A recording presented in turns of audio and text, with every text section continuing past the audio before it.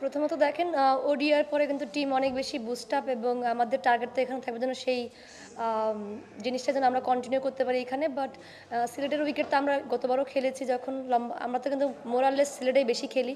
So এখানকার wicket অনেক বেশি ভালো এবং যেহেতু ফরম্যাটটা ডিফারেন্ট, কোনো কিছু আসলে লাইটলি ভাবে নেওয়ার কোনো কিছু নাই। ম্যাচ বাই ম্যাচ পরিকল্পনা করে যাওয়াটাই আমার কাছে মনে হয় বুদ্ধিমানের কাজ হবে। Next next please.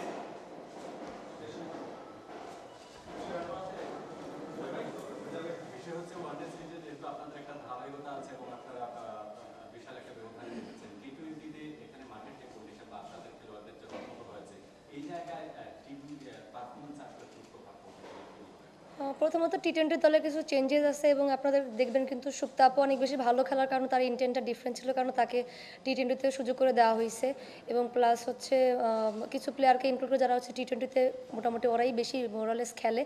সো দিক থেকে আমি তো কনফিডেন্ট টিমের বিষয় নিয়ে। বাট দেখেন প্লেয়াররা ভালো টাচে আছে এখন, বাট ইম্পর্টেন্ট হচ্ছে যে আমাদের ওই কনসিস্টেন্সিটা থাকবে কিনা, আর প্লাস ডিফারেন্ট ফরম্যাট এবং ডিফারেন্ট কন্ডিশন অবশ্যই আমাদেরকে একটু চিন্তা ভাবনা করেই খেলতে হবে। বাট প্রথম ম্যাচটা অনেক বেশি ইম্পর্টেন্ট, কারণ আমরা জানি যে প্রথম ম্যাচ যদি আমরা ভালো করতে পারি সেই ফ্লোটা ওডিআইতে যেটা হয়েছে যে ভালো প্রথম ম্যাচটা ভালো খেলার কারণে কিন্তু টি-20তে সেম জিনিসটা থাকবে আমাদের মাথার ভিতরে, যেন আমরা প্রথম ম্যাচটা যেন খুব ভালোভাবে জিততে পারি, যেন সেটা টোটালি পুরো টুর্নামেন্টটার জন্য আমাদেরকে হেল্প করে।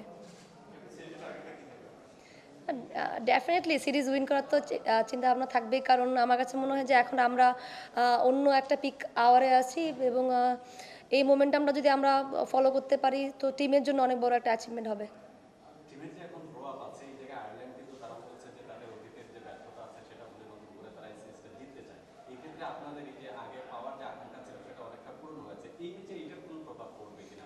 না, একদমই না। দেখেন আমরা অনেক বেশি পজিটিভ, দেখেন কনফিডেন্ট আছি কিন্তু ওভার কনফিডেন্ট না। কারণ হচ্ছে আমি আমি চিন্তা করি এটা যে আমাদের এমন একটা টিম যেখানে দল ওয়াইজ যদি পারফরমেন্স করা হয়, সবাই মিলে যদি কন্ট্রিবিউট করে সেক্ষেত্রে ম্যাচ জেতার সম্ভাবনাগুলো বেড়ে যায়। আমি বলবো না যে অনেক ভালো খেলে ফেলি বা অনেক ম্যাচ একদম ডিরেক্ট ম্যাচ জিতে ফেলবো, তা কিন্তু না। বাট বেটার ক্রিকেট খেলতে হবে। প্রথমত তারা ওডিআই ডিফারেন্ট ওয়েতে হয়তো বা খেলেছে, কন্ডিশনটা তাদের জন্য ডিফারেন্ট ছিল। তারা কিন্তু প্রত্যেকটা ম্যাচে বলবো সেকেন্ড ওডিআই ভালো ব্যাটিং করেছে, থার্ডও ভালো ব্যাটিং করেছে তাদের। সো এখানে টি-20 ফর্মে তারা কিন্তু ভালোই খেলে। সো ওই দিক থেকে কোনো লাইট নেওয়ার কোনো চিন্তা ভাবনা নাই। তবে আমাদের প্ল্যানটা এক্সিকিউট করবো এবং টিমের জন্য ভালো পারফরমেন্স করতে পারে, সেটাই আমাদের চিন্তা ভাবনা। আজকে আপনারা ট্রফি উন্মোচন করলেন একটা প্রাকৃতিক যে একটা দৃষ্টিনন্দন চা বাগানের মধ্যে, সেক্ষেত্রে আপনাদের এটা নতুনত্ব কিছু মনে হয়েছে কিনা বা আপনার?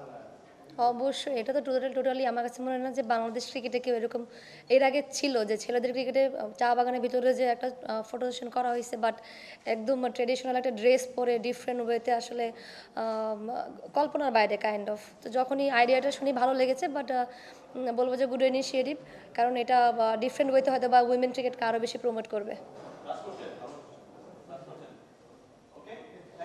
শেষ, থ্যাংক ইউ।